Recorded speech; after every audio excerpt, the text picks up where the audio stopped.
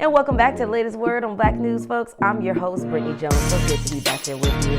And I got a question for you. Have you ever heard a song that feels like it transports you to a specific place and a time where that song meant something to you? I know I have. So for many people, that's the appeal of music, right? To make you feel, think, or move. And that impact sometimes can be positive or negative. Take the movie Sinners, for example. If you saw that movie, I know I did. The music created a mood that felt almost spellbinding. But growing up in black households, it's not uncommon for our elders to talk about that devil music. Sadly, this term seems to refer primarily to hip hop. But why? Joining us now is Kennedy Varrett, a composer and musician with the Mad Composer Lab, here to dive into the association between music and its impact on the listener. Kennedy, welcome to the latest word. Thank you so much. It's a pleasure and honor to be here. Yeah, we're excited to have you because you're doing some really cool stuff. Even your background, as you was telling us, is all involved with music. So tell us a bit about what you do, research, all of that cool stuff when it comes to exploring sound. Yeah, word. Well, I primarily work as a composer and educator, and I do a considerable amount of sound research as well. So it's mainly in the realm of what we call soundscape ecology, where it's Mm. just basically the study of sound and the environment and how our relationship with the environment is mediated through sound. And so that includes areas like deep listening, which is just immersing yourself in them in any environment, really, but mostly a lot of times in nature. And Yeah. sitting there to just receive those sounds, the ones that's furthest away from you, the ones closest, and just take a little bit of a note, be aware of how those sounds are actually affecting you and the environment. And then, so a lot of the research that I do these days, that data I then translate into a lot of my works. So that way, when I'm doing a live, especially live works, I can use the environment to actually Hmm. create a soundscape for the audience. So they're not just spectators, they're actually part of the piece.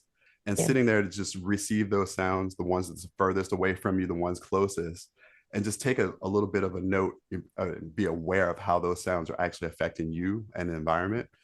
And then, so a lot of the research that I do these days, that data I then translate into a lot of my works. So that way, when I'm doing a live, especially live works, I can use the environment to actually Hmm. create a soundscape for the audience. So they're not just, and so it kind of brings them in. And it also invite them to kind of take note of what they're feeling. And if they're at a dinner occasion, I might say, hey, at some point during this piece, maybe put something in your mouth and taste it and see how the taste has changed based off of the frequencies you're receiving. So that's a Mm. lot of what I'm up to nowadays. And then I do a lot of traditional things as well, orchestra, play with a trio called the Cosmic Tones Research Trio. Oh, And wow. it's spiritual jazz is how it's being, described. And we basically are bringing the volume down and Hmm. syncing us down and creating a listening environment that's more low key and allows us to really kind of be present and in a meditative state, and not necessarily a sleepy meditative state, but just a state of presence. And So I was gonna say, Kennedy, like it's super cool, and it's not something typically that I hear black men doing. Is that correct? that is real. We are out here, but there's very few. Yeah. Very few. What I've noticed though is the more people I start to talk to, we're essentially doing similar things. I tend to be outside in nature doing it, Yeah. but in the studio setting, especially like hip hop producers, and Hmm. you're in there and you're creating a space to where you can interact with sound in a way where you can create an immersive experience for other people. Yes. And so that is its own ecosystem altogether. Your room has to be balanced a certain way so certain frequencies don't get trapped. You're listening for certain frequencies that might be overpowering or masking others. So there's a considerable amount of observation, and I say listening, Hmm. and we often use our ears to listen, but we also have to remember that it's a whole sensory mechanism is happening here. So it's like you might taste something, you might see something. All of this is paired with your entire experience to create your musical experience, or even your sonic perception and your way you navigate the world. Yeah. That's so awesome. So I'm thankful to hear about the work you're doing. And you even brought up hip hop, which brings me to my next question. Yes. What is your opinion on today's music, specifically hip hop? Okay. I'm, I have several opinions, but the general opinion is that I'm cool with it. I'm down with it. I Yeah. like the experimental factor that's happening, the pushing and pulling of the genres in different directions and mixing. It allows for us, as creatives to continue to be experimental Yeah. and pushing it in a way I think of meaningful progress, even though sometimes I feel like, oh, we've heard this before, but it's a fresh approach and it's always through different perspectives. And what I like about that, again, it's like for every person that does it, even if it feels or sounds familiar, it's Hmm. their own unique take on it because their walk in the world is uniquely theirs. And so they're giving us that perspective. And Hmm. another fascinating thing about that is that we're all essentially using the same notes. Hmm. So in our I tuning noticed that. system, we got 12 notes. Yeah. Naturally, seven of them happen, but then octave is divided into 12 what we call semitones or half steps. So from one note to the next is equidistant, right?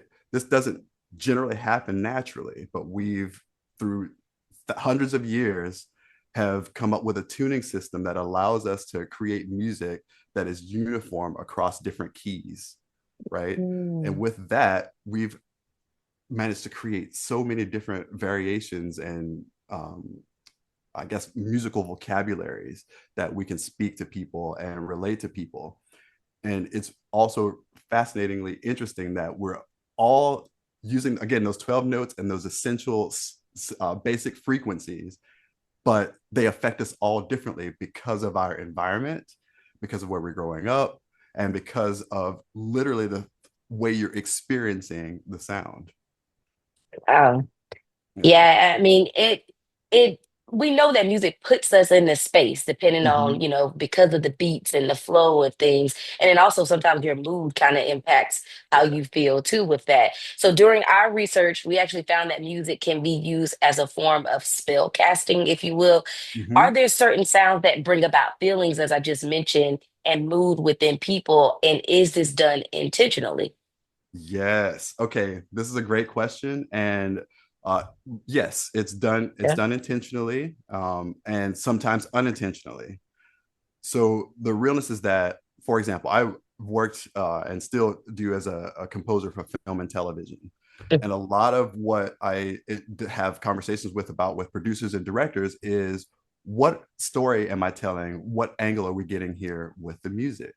This helps me decide what key I'm going to use and how thick the texture is, what instruments I might use, and then how much space I might need. For example, let's take horror films. Sinners. This Touch on sinners. That's a good one. this is the perfect way to really understand how easy and how much of a responsibility it is to make sure you're paying attention to the basic elements and how we react to sound. Okay, Hmm. so if I hear one sound, right, there's a series of overtones that happen at the same time. It's like listening to a waterfall. That's thousands of sounds coming at you at once, right? But we know, like, if you focus a little bit, you can hear that one little sound, right? So your brain takes those thousands of sounds and it combines them into one. We call it white noise, right? Yep. This Hmm. is the same thing that's happening when you hear one single note. There's a whole bunch of other notes that are happening simultaneously. Your brain takes it and puts it into one. All right. Yeah. Okay. So now let's take one of those notes and then we're going to play a whole bunch of them at the same time. Bam. The brain's like, I don't know what to do with that. What do I do with Mm. that? It has no way to categorize it. And so the first thing that generally happens is, should I run or should I stay here and see what's going on? Yeah. Right. Okay. So what we do is we couple that knowledge, right, with silence and what you're seeing visually, because we know that we'll play this groovy, creepy little sound and we take it away. And the reason it's taken away is largely to let your brain and your imagination fill in the rest, because we know it's going to be way more horrific than anything we're going to hit you with the sound situation, right? So then we Mm. let the rest of the senses kind of play in, and before you know it, you freaked yourself out, and all we've done was suggest that there might be something happening here, right? Yes. And so then that coupled with the like again the sounds of textures, we use a lot of strings doing these glisses up and down, pianos banging and all these sorts of things. But you can also take a single sound and you can bend the pitch up just slightly enough to Mm-hmm. where our Western ears are like, something a little off about that. Should I Yes. continue listening to that or not? Interestingly, depending on where you are and the context in which you're hearing it, you might find that pretty groovy, right? So if you're listening to this at a constant rate, your brain will eventually put this in the background and it's not paying attention, it's looking for the next thing, right? And so as your brain is streaming and your ears are receiving these things, it's kind of basically giving you cues of how to interpret your environment. Another Mm. example of this is if you're in your home and you hear a glass break, you're gonna be like, what's that about? Right? Yes. Okay. Now, if you're asleep and that glass breaks, you're gonna be like getting up and wondering what that's about. Same thing, right? Now, if you're in a restaurant and the glass breaks, you're probably gonna be like, oh, somebody dropped something. And so you're not as stressed out about it, right? So Mm. these little mechanisms and just knowing the basics of sound and it being a mechanical wave that moves from a source through a medium such as air or water or wood to your ear. And then your ear is only saying, hey, yo, there's some signals coming. And your brain then signals to the rest of your body what it needs to do in relation to that sound based off of what's happening in your environment. So back to hip Yeah. hop or back to music, right? The a lot of why we pay a lot of attention to the experience surrounding it, the Mm-hmm. lights, the the dancing, all of that is coupled with creating an experience that your brain associates with hopefully something that's amazing and great, which is why concert experiences often are the best way to enjoy music. And Right. yeah, and in addition to that, it's because you're getting the sound in a 3D space, right? A lot of times when we're listening to music, we're listening to it through headphones, which is not really the ideal way to listen to music because of the way that it interacts with the environment, Mm-hmm. right? So if I'm at a lake, the sound, if the temperature above the lake is warmer, is going to travel faster because the molecules are spread further apart. So they've got to move faster in order to get to the next molecule. So that sound is going to be drastically different. And so interestingly, that subtle difference gives you a very, very, very different perception and a very Yeah. different perspective. And so you, depending on how you are, where you are in your particular emotional state, you can either Yeah. be calmed by that or it can induce a state of anxiety. So it really, we have to be careful about those things. And a lot of that goes into the detail of the planning and the atmosphere and the environment so that everybody's, having the best time, I guess, if you will. Oh my goodness, folks. Wasn't Kennedy Varrett just amazing? We want to thank him so much for joining us here on the latest word on Black News. And of course, we want to thank you all for continuing to watch us and roll with us each week. And please, please, please let us know. We want you to weigh in. What do you consider devil music? What do you think about hip hop today and other forms of music? And how does it make you feel when you listen to a song? Please let us know. But for now, I'm your host, Brittany Jones. And until next time, take care.